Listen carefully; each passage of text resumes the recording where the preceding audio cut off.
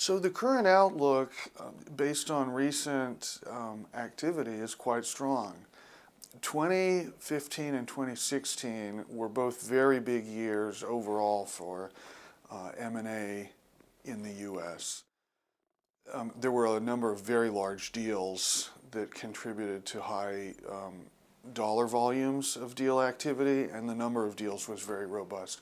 2017 is off to a slower start, but what's interesting is China inbound acquisitions have decreased less than the overall market.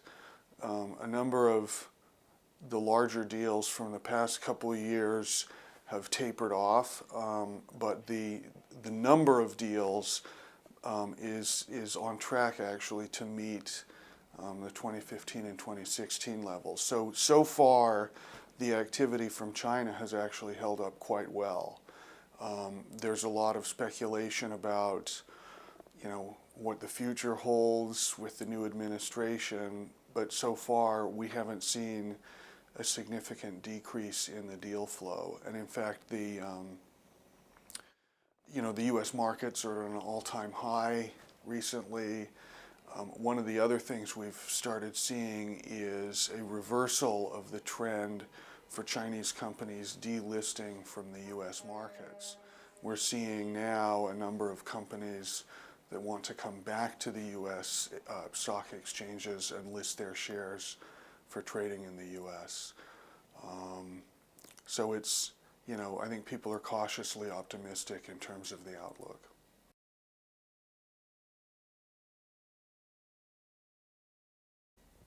From a legal point of view, the greatest challenge is to position a bid from a Chinese acquirer on a similar footing with the same bid from a U.S. acquirer. Because from the point of view of the seller or the target, the bid from the Chinese bidder has a few inherent risks that the bid from the U.S. bidder does not have.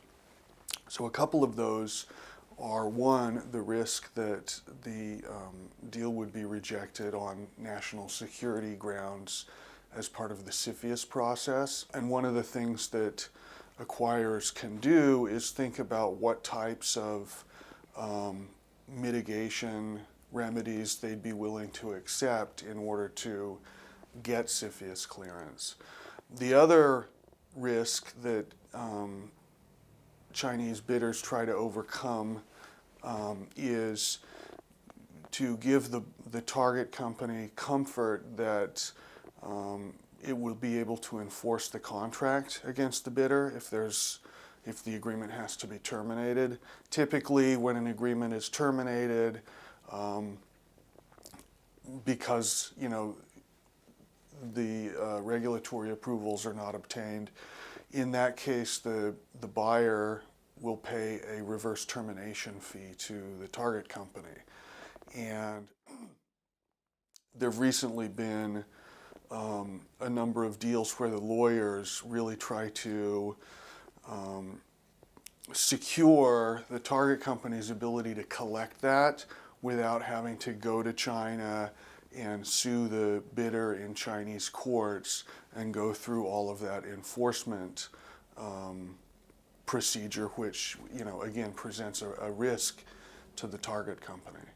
So a lot of the legal innovation for Chinese acquirers coming into the States is to reduce those risks from the point of view of the target company.